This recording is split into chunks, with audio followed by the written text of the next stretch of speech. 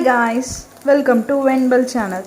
இன்றைக்கி டென்டல் டிப்ஸ்லாம் இல்லைங்க, சும்மா ஒரு தோசை ட்ரை பண்ணலாம். என் ஹஸ்பண்ட்க்கு கோதுமை தோசைனா பிடிக்கவே பிடிக்காதுங்க. சரி, அவர் சாப்பிட்றதுக்காக கொஞ்சம் டிஃப்ரெண்ட்டாக ட்ரை பண்ணலான்னு ஒரு தோசை ட்ரை பண்ணிக்கேங்க. இது கோதுமாவுங்க, உப்பு ஜீரகம் போட்டு கரைச்சி வச்சுருக்கேங்க. இது பார்க்குறீங்களா, இதுதாங்க அந்த ஸ்ப்ரெட். என்ன ஸ்ப்ரெட் தெரியுங்களா? மயோனிஸ், சாஸ், அதுக்கப்புறம் ஆனியன் போட்டிருக்கேன், கொஞ்சம் கசூரி மேத்தி, அப்புறம் கொத்தமல்லி கொஞ்சம் போட்டிருக்கேன். அதுக்கப்புறம் பூண்டு ஊறுகாய் இருந்துச்சுங்க வீட்டில் சும்மா, சரி நான் அதை கொஞ்சம் போட்டிருக்கேங்க. இதை எல்லாத்தையும் மிக்ஸ் பண்ணி இந்த மாதிரி ஒரு கோதுமை தோசை மொறுன்னு கல்லில் ஊற்றி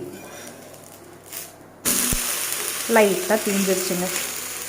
மொறுன்னு கல்லில் ஊற்றி அதுக்கப்புறம் திருப்பி போட்டு ஒரு 2 பக்கமும் வெந்ததுக்கப்புறமா நம்ம ப்ரிப்பேர் பண்ணி வச்சுருக்க இந்த ஸ்ப்ரெட்டை இப்படி எடுத்து இப்படி போட்டு இதில் அப்ளை பண்ணி கொஞ்சமாகவே அப்ளை பண்ணுங்க. இது அன்ஹெல்தி தான்.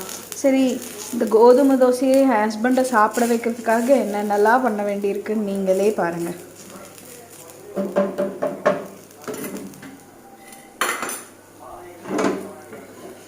நல்ல ஒரு ட்ரிப்பிள் ஃபோல்டு பண்ணி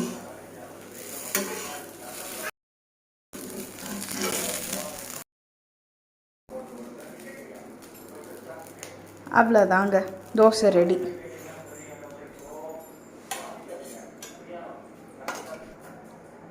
இது புதுவிதமான ஒரு கோதுமை பீட்சா தோசைன்னு சொல்லாங்க. நாம் வைக்கிறது தான் பேரெல்லாம். இதாங்க அந்த ஃபைனல் அவுட்கம்.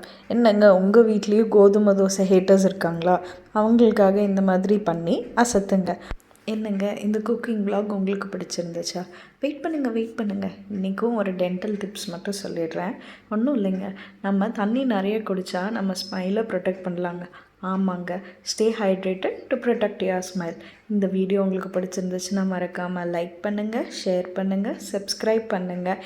மீண்டும் ஒரு நல்ல டென்டல் டவுட்ஸோடு நான் உங்களை சந்திக்கிறேன். டாடா, பாய்.